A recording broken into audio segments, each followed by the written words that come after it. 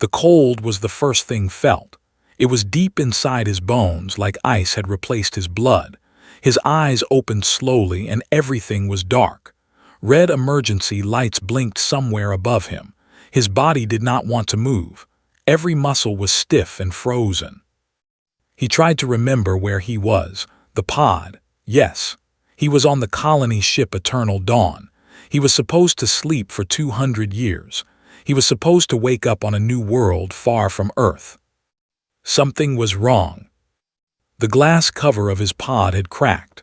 Frost covered the inside, pushed against it with his weak arms. It took 3 tries before the cover broke open and fell to the floor with a loud crash. The sound echoed through the empty bay. Pulled himself out of the pod. His legs gave out immediately and he fell to the metal floor. The cold bit into his skin. He was wearing only the thin suit, nothing more. He lay there for a long moment, breathing hard, forcing his body to wake up. Slowly feeling returned to his limbs. Pain came with it. His joints ached, his head pounded, but he was alive. He looked around the bay. Hundreds of pods filled the massive room, stacked in rows that stretched into the darkness. The emergency lights gave everything a red glow, like blood. Most of the pods were still sealed, their occupants sleeping peacefully inside. But some pods were open, empty. Forced himself to stand. He grabbed the edge of his pod for support and looked at the empty pods nearby. The glass covers were not just open, they were torn off. Deep scratch marks covered the metal frames, and on the floor beneath them he saw dark stains. Blood, old and dried, but definitely blood. His training kicked in immediately. Had spent 15 years in the Republic Special Forces. He had fought in the Earth-Mars insurgency. He had killed more enemies than he could count. They called him the Ghost because he moved without sound and struck without warning. He had joined this colony mission to escape that life, to find peace on a new world. But now, looking at those claw marks and bloodstains, he knew peace was not waiting for him. Something had attacked this ship. Moved through the bay, checking pods. Most colonists were still frozen, their life signs stable on the small screens. But dozens of pods were empty, torn open. Their occupants were gone. He found a maintenance locker near the bay door. Inside were work clothes, boots, and a flashlight.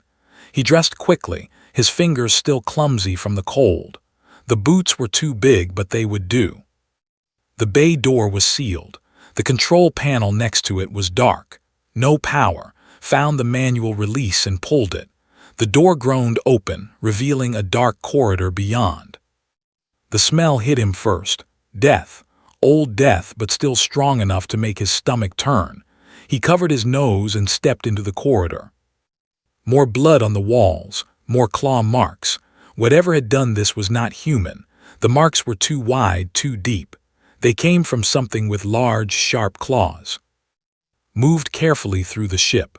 His flashlight cut through the darkness, revealing horror after horror. Bodies lay in some corridors. They were torn apart, barely recognizable as human. He did not stop to look closely. He could not afford to feel anything right now. He needed information. He needed to know what happened. The bridge was 12 decks up. Found a working emergency ladder and began to climb. His body screamed in protest. Sleep was hard on the muscles. He should have spent days recovering in the medical bay. Instead, he was climbing through a dead ship, surrounded by the remains of its crew. It took him an hour to reach the bridge. The main door was sealed, but he found a side entrance through the captain's ready room. Inside, the room was a mess. Furniture was overturned. A chair was smashed against the wall, but there was no blood here, no bodies. On the captain's desk, a small terminal still had power. A single light blinked on its surface. A recorded message was waiting. Pressed play. Captain appeared on the screen. He was an older man with gray hair and tired eyes. Behind him, could hear screaming and weapons fire. "This is captain of the colony vessel Eternal Dawn," the recording began. "If anyone finds this message, please listen carefully. 6 months ago, we were attacked by an alien species. We call them They are creatures about 2 meters tall. They are fast, strong, and they do not show mercy. More explosions in the background. The captain looked over his shoulder, then back at the camera. They came from a large ship that appeared from nowhere. They boarded us before we could react. We tried to fight back, but our weapons were not enough. Most of the crew is dead now. The colonists in sleep are still alive. They are keeping them frozen. I think they want to use them for something. Experiments, maybe, or food. I do not know. The captain's voice cracked. He was close to breaking. I am the last one on the bridge. They are coming for me now. I have sealed the bays and disabled the main computer. Maybe that will slow them down. Maybe someone will wake up someday and find this message. He paused, looking directly into the camera. If you are watching this, you are probably alone. I am sorry. I am so sorry. But please, if you can, save them. Save the colonists. Do not let these monsters take our people. The recording ended. Stood in the darkness for a long moment. 2,000 colonists were still frozen in their pods. 2,000 lives waiting to be taken by creatures from another world. And he was the only one awake, the only one who could fight. He had come to the ship to find peace. Instead, he found war. Walked to the observation window and looked out at the stars. Somewhere out there, a ship was docked to the eternal dawn. Somewhere on this vessel, alien soldiers were walking through the corridors, waiting to harvest sleeping humans. He thought about his old life, the battles he had fought, the blood on his hands. He had wanted to leave all of that behind. He had wanted to become someone new. But the universe had other plans. Turned away from the window, his eyes were cold now. His heart was steady. The fear was gone, replaced by something harder, something darker. He was not a colonist anymore. He was a soldier again, and soldiers did what they were trained to do. They killed. He walked out of the ready room and headed for the emergency armory. He had work to do. The emergency armory was hidden behind a false wall on Deck 7. Most people on the ship did not know it existed, but had read the classified files before boarding. He knew every secret this vessel held. The armory was small but well stocked. Plasma rifles hung on the wall. Boxes of ammunition sat on metal shelves. Body armor waited on hooks, covered in dust but still good. Took his time selecting his weapons. A plasma rifle with a full charge. A combat knife with a black blade. A pistol for backup. The body armor was old military design, heavy but strong. He strapped the knife to his thigh and checked the rifle. The power cell glowed green. Full charge, good. Now he was ready to hunt. Moved through the ship like a shadow.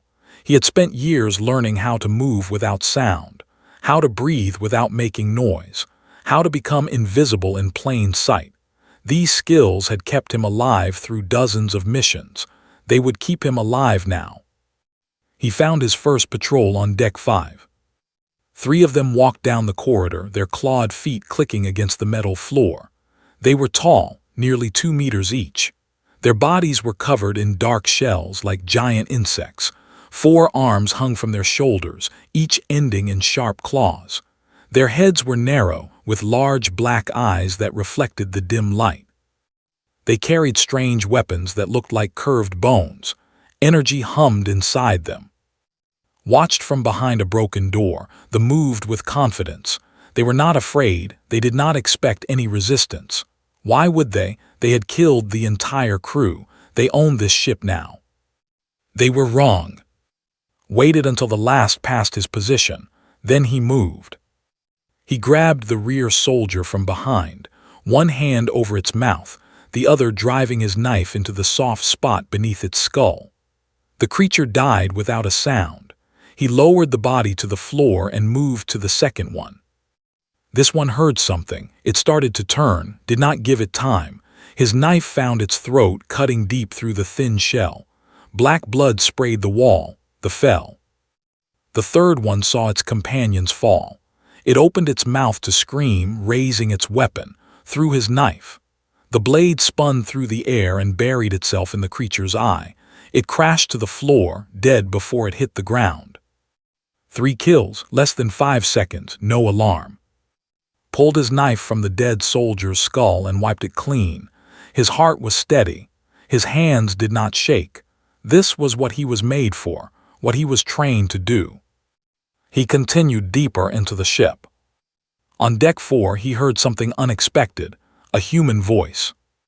It came from behind a sealed door marked Medical Bay 3. Someone was talking softly, almost whispering, a woman's voice. Checked the corridor, no nearby. He approached the door and knocked twice, then twice again, an old military signal. The talking stopped, silence for a moment. Then the door opened a crack and a pair of frightened eyes looked out. "Who are you?" the woman whispered. "I was in sleep, I woke up." The eyes studied him. They looked at his armor, his weapons, the black blood on his hands. Then the door opened wider. "Come in quickly." Slipped inside, and the door sealed behind him. The medical bay was small but clean.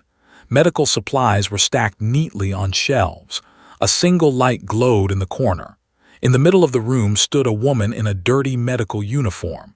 She was young, maybe 30, with short black hair and a thin face. She looked exhausted, like she had not slept in weeks. "I am Dr. Park," she said, "Chief Medical Officer, or I was before all this happened." "You survived," said. "It was not a question." "I hid. When the attack started, I was in surgery. I heard the screaming on the comms. I sealed myself in here and turned off all power signals. They never found me." "How long?" 6 months, maybe 7, I lost count. She looked at him with something like hope in her eyes. "I thought I was the last one. I thought everyone was dead." "The colonists are still alive, still frozen. They are keeping them that way." Nodded. "I know. I hacked into their systems a few times. They are planning to transport them somewhere. There, I think, for experiments." Felt his jaw tighten. "How many are on this ship?" "At least 60, maybe more. They have a command post on the bridge and a harvester ship docked at the cargo bay." She paused. "You cannot fight them all alone." "I do not plan to fight fair." Studied him for a long moment. She saw something in his eyes, something cold and hard, something dangerous. "You have done this before," she said. "Killed people, many people." "Yes." "And you can do it again, against these things." Looked at her without expression. "They are not the first aliens I have killed. During the Mars War, we found things in the deep tunnels, things that were not human. Command kept it secret, but we killed them, all of them." His eyes widened. She had never heard of this. No one had. "You were not just a soldier," she said slowly. "You were something else." "I was whatever they needed me to be." Silence fell between them. Outside, they could hear distant clicking, patrols moving through the ship, hunting for humans they would never find. "I have ship schematics," said finally, "and a working comlink. I can help you navigate the ship, avoid patrols, find weak points, but I am not a fighter." "You do not need to be. Just stay alive and keep me informed." He turned to leave, grabbed his arm. "What is your plan? How do you kill 60 of them?" Looked back at her. For the first time, something like a smile touched his lips. It was not a kind smile. "One at a time." He left the medical bay and disappeared into the darkness. Over the next 3 days, hunted. He moved through the ship like a ghost, striking without warning and vanishing before anyone could respond. He killed patrols in the corridors. He ambushed them in storage rooms. He dropped on them from above and dragged them into the shadows. Each night counted the bodies through the security cameras she had hacked. 7 the first day, 12 the second, 15 the third. They began to notice. Their patrols grew larger. They moved in groups of 5 or 6 now, weapons ready, eyes scanning every shadow. They talked in their clicking language, and even without understanding the words, could hear the fear in their voices. Something was hunting them, something they could not see, something they could not stop. On the bridge, the commander received reports from his surviving soldiers. 34 of his warriors were dead, and they had not even seen their enemy. Commander stood before the main screen, his 4 arms clenched in anger. He had conquered 100 worlds. He had killed millions. And now, on this primitive human ship, something was making his soldiers disappear. "Find it," he ordered. "Find it and bring it to me." But in the darkness of the ship smiled. They were afraid now, and fear made people careless. The hunt was just beginning. Commander had conquered 12 star systems. He had led armies of thousands. He had burned cities and watched civilizations fall. In all his years, he had never known fear. Until now. He stood on the bridge of the human vessel, staring at the holographic map of the ship. Red dots marked his remaining soldiers. There had been 60 when they first boarded. Now there were 26. 34 of his warriors were dead, killed by something they could not see, could not catch, could not understand. "Show me the recordings again," he ordered. His second, a smaller named, activated the display. Security footage played on the screen. Dark corridors, flickering lights, a patrol of 5 walking through a hallway. Then the lights went out. When they came back on, 3 seconds later, all 5 soldiers were dead on the floor. There was no sign of the attacker, no sound, nothing. "This is impossible," said, his voice shaking. "Nothing moves that fast, nothing kills that quietly." Slammed his fist against the console. "It is not a ghost, it is not a demon, it is a human, one human, and you cannot catch one human." The other on the bridge stayed silent. They were afraid to speak, afraid to draw their commander's anger, but more than that, they were afraid of what was hunting them in the dark. Stories had begun to spread among the soldiers. They called the creature the Shadow because it appeared from nowhere and disappeared without trace. Some said it was not human at all. Some said it was a machine.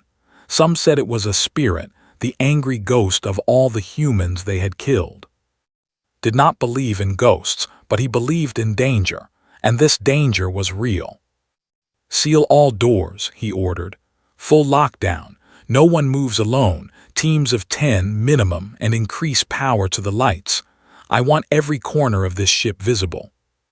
The orders went out. The remaining gathered into larger groups, moving carefully through the now bright corridors. They thought they were safe. They were wrong. Deep in the ship's engineering section, watched the lights come on through the small window of a maintenance shaft. He smiled. "They increased the lights," said through his comlink.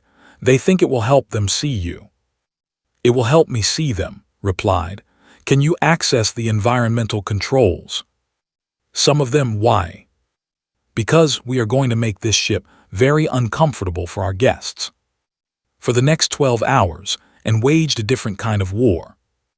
Triggered false alarms in different sections of the ship, sending teams running to investigate threats that did not exist. When they arrived, was waiting. He picked off soldiers at the edges of groups, dragging them into shadows before anyone noticed they were gone. She vented oxygen from certain corridors, forcing to retreat to safe areas. Those areas led straight into ambushes. She manipulated the gravity plating, making floors suddenly heavy or light. Soldiers stumbled and fell, and when they fell, they died. They were losing their minds.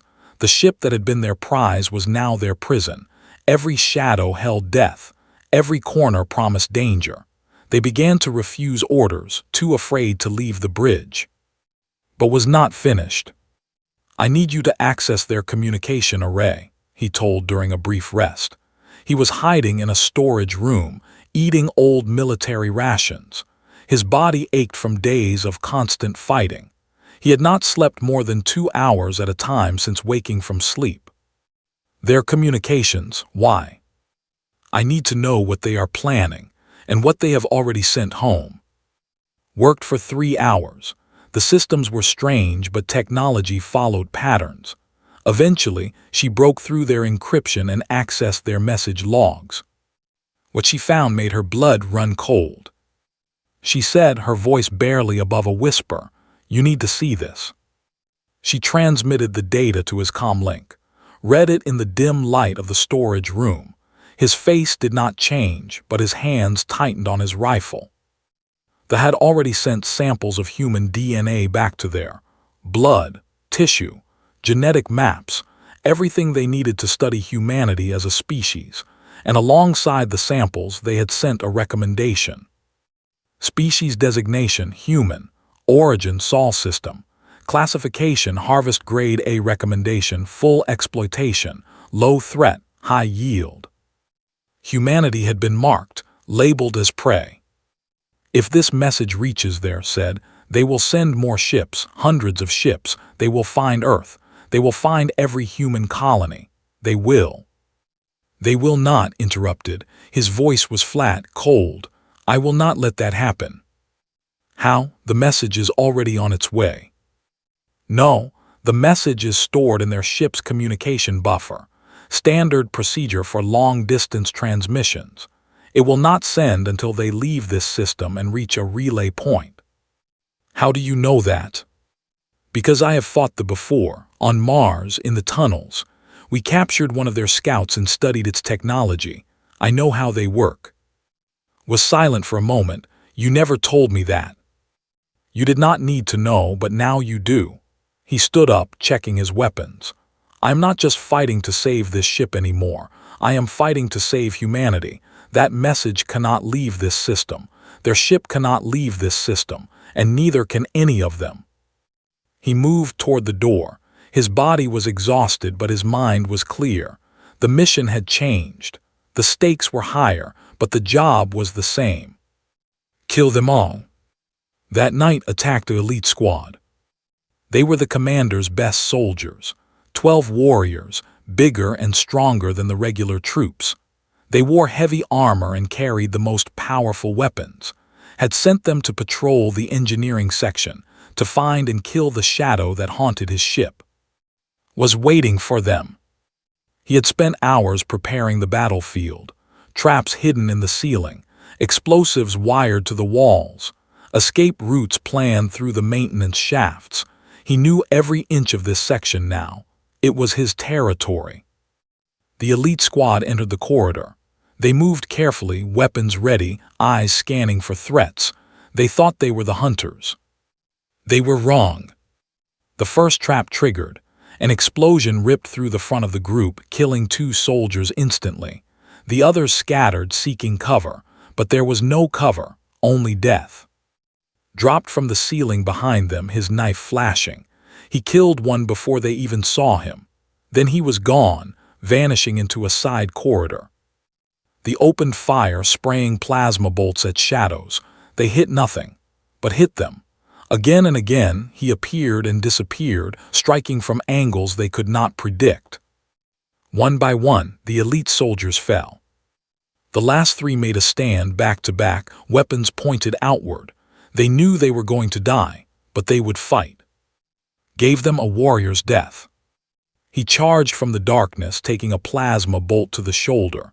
The pain was immense, burning through his armor, but he did not stop. He crashed into the first soldier, driving his knife into its chest. He ripped the weapon from its hands and used it to shoot the second. The third tried to run. He caught it and snapped its neck. Then silence fell. Stood in the middle of the corridor, surrounded by 12 dead. His shoulder was on fire. His breath came in ragged gasps, but he was alive. His voice crackled through the comm. Are you okay? He looked at the bodies around him, his enemies, his prey. I am fine, he said. 11 more to go, plus the commander. You need medical attention, that wound. Can wait, we are almost done. He limped toward the maintenance shaft that would take him back to safety. Behind him, the bodies of the elite lay in the darkness. Tomorrow he would finish this, worked on shoulder for 2 hours. The plasma bolt had burned through his armor and into the muscle beneath. The wound was ugly, blackened at the edges, deep enough to see bone. You should not be able to move this arm, she said, applying the last bandage. The damage is severe. Flexed his fingers. Pain shot through his shoulder, but the fingers moved. It will hold long enough. Long enough for what? To kill the rest of them. Looked at him with a mixture of fear and admiration. She had seen many soldiers in her life. She had treated wounds from the Mars insurgency, from mining accidents, from everything in between. But she had never seen anyone like. He was more machine than man now. Every part of him was focused on one goal. Every thought, every breath, every heartbeat was dedicated to killing. He did not seem to feel pain anymore. Did not seem to feel anything. There are still over 20 left, she said. Most of them are on the bridge now. They have sealed themselves in. They are not coming out. Then I will go to them. The bridge is a fortress, one entrance. They will see you coming. Shook his head slowly. There is another way. Captain showed me in his logs, an emergency access tunnel from the deck below. It leads directly into the bridge through the floor. His eyes widened. You are going to attack 40 soldiers from below. Not 40, only 22. I counted the bodies. He stood up, testing his shoulder. The pain was there, constant and sharp, but he pushed it aside. I need you to do something for me. What?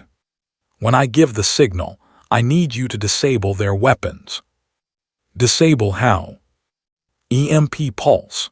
The ship has emergency EMP generators in the engineering section. They are designed to disable hostile technology in case of boarding. If you activate them, every energy weapon on the bridge will shut down for about 30 seconds. 30 seconds. That is all I need. Stared at him, 30 seconds against more than 20 alien soldiers. It was insane. It was suicide. But looking into his eyes, she believed he could do it.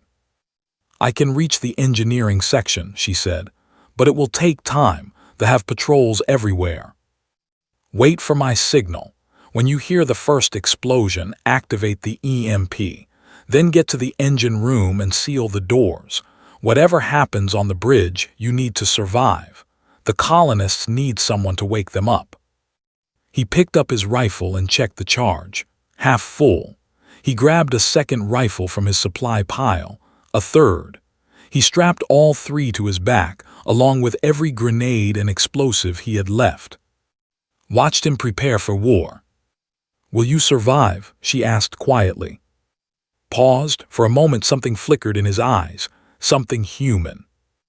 I do not know, he said honestly, but they will not. He walked out the door without looking back. The access tunnel was narrow and dark. Crawled through it for 20 minutes, moving silently through the ship's skeleton. Above him he could hear their clicking language, their heavy footsteps. They were gathered on the bridge, waiting for an attack that would never come through the main door. They did not know about this tunnel. No one did except the captain. And now. He reached the end of the tunnel and found the floor panel that led into the bridge. Through the thin metal, he could hear Commander speaking. The alien was giving orders, his voice sharp and angry. He was afraid.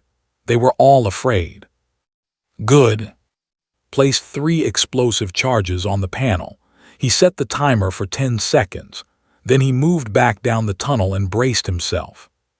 He said into his comlink, now.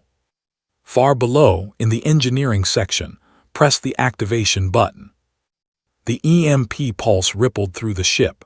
Every electronic system flickered. Every energy weapon died. And on the bridge, 22 suddenly found themselves holding useless pieces of metal. Then the floor exploded. Burst through the smoke and fire like a demon from hell. His rifle was already firing, cutting down the closest before they understood what was happening. Bodies fell. Blood sprayed. The air filled with screams. They tried to fight back. They swung their dead weapons like clubs. They charged with claws extended. They threw themselves at the human monster in their midst. But was not there anymore. He moved like water flowing between attacks, striking with impossible speed. His first rifle emptied. He threw it aside and grabbed the second. That one emptied too. He took the third. He fought through the crowd of aliens, leaving death in his wake. A claw slashed his side, cutting through armor into flesh. He ignored it. A fist struck his head, nearly knocking him down. He stayed up and killed the attacker. An elbow caught his broken shoulder, sending lightning through his body. He screamed and killed 2 more. 15 seconds gone. 10 dead, 12 to go. Dropped his last rifle and drew his pistol, close range now. He fired into faces, into chests, into anything that moved. When the pistol emptied, he used it as a club. When it broke, he used his knife. 20 seconds gone. 4 remained. They circled him, breathing hard, covered in the blood of their fallen brothers. The EMP was wearing off. Their weapons were starting to hum again. Did not give them time to use them. He threw his knife into the first one's throat. He grabbed a fallen weapon and crushed the second one's skull. He caught the third one's claw with his bare hand, feeling the bones in his fingers crack, and pulled the creature close enough to rip out its throat with his teeth. The fourth one ran. Caught it before it reached the door. Then there was only one left. Commander stood in the center of the ruined bridge, surrounded by the bodies of his soldiers. His dark eyes stared at the human who had done this. The small, fragile creature who had killed 50 of his warriors, alone. "What are you?" demanded. Straightened up, he was covered in blood, both black and red. His shoulder was destroyed, his ribs were cracked, his hand was broken, he could barely stand. But he was still standing. "I am human," he said simply. Roared and charged. The commander was twice his size. 4 arms, each strong enough to crush steel, centuries of combat experience. He had killed thousands of enemies in his life. Had killed more. They met in the center of the bridge. Claws tore through the air, aiming for his head, ducked and struck the commander's knee, cracking the shell, grabbed him with 2 arms and threw him across the room, hit the wall hard, feeling something break inside him. He got up. Came at him again, faster now, angrier. His fists hammered down like sledgehammers, blocked what he could and took the rest. Each blow was agony. Each impact drove him closer to death. But he kept fighting. He found an opening, drove his elbow into his eye. The commander screamed and stumbled back, followed, striking again and again. He was weaker now, slower, but he would not stop. Caught him again, 2 arms wrapping around his chest. He squeezed, felt his ribs shatter, felt his lungs struggle for air. The world began to go dark. With his last strength, he reached down to his boot. His fingers closed around a small blade hidden there. A last resort. He drove it upward through his chin, into his brain. The commander's eyes went wide. His arms went slack. He fell. Fell with him, landing on top of the massive alien body. He could not move, could barely breathe, but he was alive. And Commander was dead. On the bridge of the eternal dawn, surrounded by the bodies of his enemies, closed his eyes and allowed himself to rest. The hunt was over, found him 3 hours later. She had waited in the engine room, listening to the sounds of battle through the ship's internal sensors. The screaming, the explosions, the terrible silence that followed. She had wanted to help but had told her to stay hidden, to survive, so she waited. When the silence stretched long enough, she finally moved. The bridge was a slaughterhouse, bodies everywhere, blood on every surface. The smell was overwhelming, metal and death mixed together in the recycled air. Forced herself to step through it, searching for one face among the fallen. She found lying on top of the massive alien commander. His eyes were closed. His skin was pale. So much blood covered him that she could not tell what was his and what belonged to his enemies.